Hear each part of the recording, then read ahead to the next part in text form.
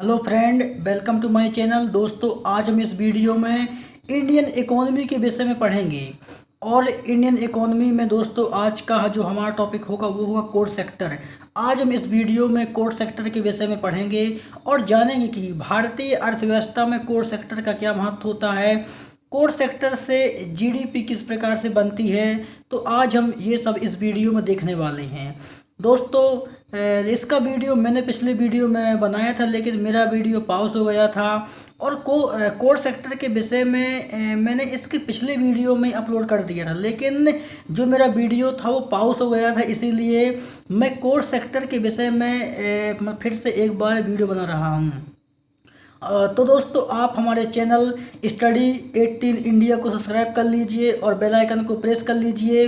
तो दोस्तों, आइए आज का वीडियो शुरू करते हैं। इसमें से अगर दोस्तों बात करें कि जीडीपी में कोर सेक्टर क्या होता है, आखिर देश की अर्थव्यवस्था में कोर सेक्टर का क्या महत्व होता है, कोर सेक्टर से किस प्रकार से जीडीपी बनती है, इसके विषय में हम बात करते हैं। तो कोर सेक्टर में कुल 8 उद्योग आते हैं। कितने? कोर सेक्टर के अंतर्गत कुल आठ उद्योग आते हैं। कोर सेक्टर में वे उद्योग आते हैं जो अर्थव्यवस्था के लिए बहुत ही महत्वपूर्ण होते हैं।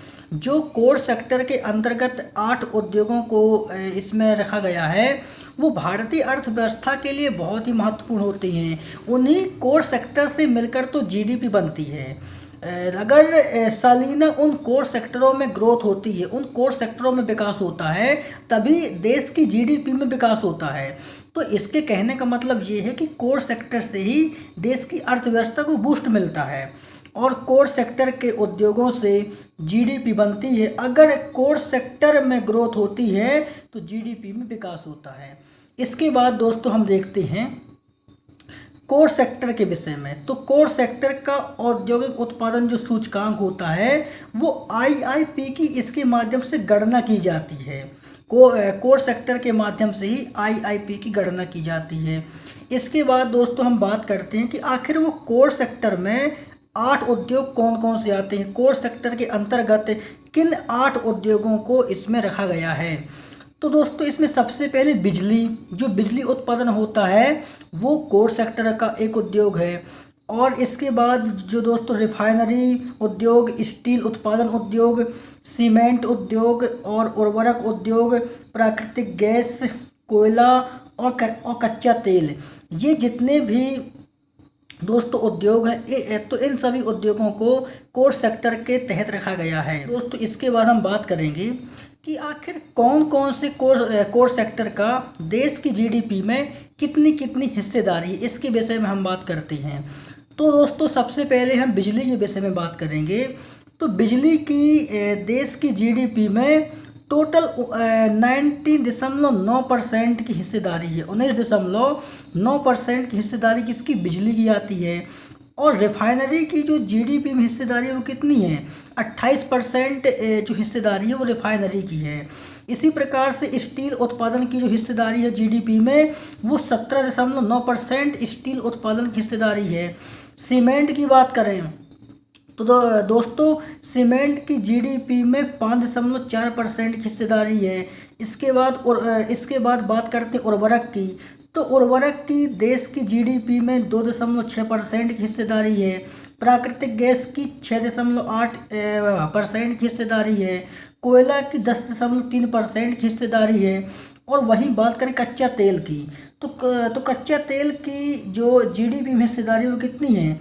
वो 8.9% हिस्सेदारी किसकी? कच्चे तेल की है। इसके बाद दोस्तों हम बात करते हैं कि सबसे ज़्यादा हिस्सेदारी किस उद्योग की है। तो वो दोस्तों रिफाइनरी उद्योग है। रिफाइनरी उद्योग की जीडीपी में सबसे ज़्यादा हिस्सेदारी कितनी? 28% की हिस्सेदारी है रिफाइनरी की। तो ये रिफाइनरी उद्योग की जीडीपी में सबसे ज़्यादा हिस्सेदारी है। इसके बाद बात करते हैं कि सबसे कम जीडीपी में किस उद्योग की हिस्सेदारी है।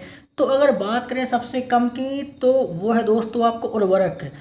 उर्वरक की जीडीपी में ओनली 2.6% हिस्सेदारी, जो कि सबसे कम है।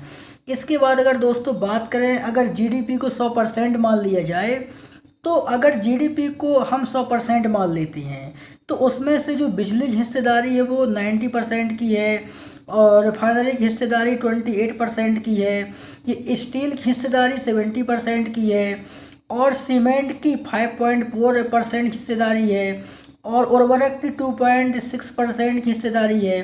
प्राकृतिक गैस की 6.8% की हिस्सेदारी है। इसी प्रकार से कोयला की 10.3% की हिस्सेदारी है और कच्चे तेल की 8.9% की हिस्सेदारी है। तो इसके बाद दोस्तों बात करते हैं कि आखिर कोर सेक्टर में जो भी हिस्सेदारी दी गई है इसको मापने का बेस ईयर क्या है। तो बेस ईयर दोस्तों ये वो वर्ष होता है जिसके आधार पर हम जीडीपी को मापते हैं या देश की अर्थव्यवस्था को मापते हैं। और इसमें जो कोर सेक्टर में जितनी भी इन कोर सेक्टरों में हिस्सेदारी दी गई है उसके तहत ये बेस ईयर को बनाया जाता है। तो हमने बेस ईयर 2011-12 लिया है। इसके पहले जो बेस ईयर था वो 2004-5 था। तो हाल ही में सरकार ने 2004-5 को चेंज करके इसको 2011-12 कर दिया है। इसके बाद हमने दोस्तों बात की कि सबसे कम हिस्सेदारी किसकी है, वो उर्वरक की है, 2.6% की है। सबसे ज़्यादा हिस्सेदारी किसकी, रिफाइनरी उद्योग की, वो 28.0% की है। इसके बाद दोस्तों बात करते हैं, अगर इंडिया की जीडीपी को 100% मान लिया जाता है, मान लो अगर इंडिया की जीडीपी को 100% मान लिया जाता है और अगर इन सबको जोड़ा जाए, कोयले, कच्चा तेल, प्राकृतिक गैस, रिफाइनरी उत्पाद, उर्वरक, इस्पात, सीमेंट और बिजली, अगर इन सबको जोड़ा जाए तो इनकी जो टोटल हिस्सेदारी आती है वो दोस्तों आती है 99%, 9% है ना, 99.9% हिस्सेदारी किसकी है, मतलब कि इन 8 उद्योगों को मिलाकर ही देश की जीडीपी का निर्माण होता है। ये दोस्तों जीडीपी को मापने का एक तरीका होता है, उसमें 8 कोर सेक्टर की ग्रोथ रेट को देखते हैं और इसी के आधार पर जीडीपी को तय करते हैं। तो दोस्तों आज के लिए बस इतना ही। दोस्तों हम इसके अगले वीडियो में और महारत्न, नवरत्न और मिनी रत्न कंपनियों के विषय में बात करेंगे कि आखिर किन कंपनियों को महारत्न कहा जाता है, किन कंपनियों को मिनी रत्न कहा जाता है और किन कंपनियों को नवरत्न कहा जाता है। तो इसके विषय में हम इसके अगले वीडियो में बात करेंगे। तो दोस्तों और जब तक के लिए आप सभी का धन्यवाद।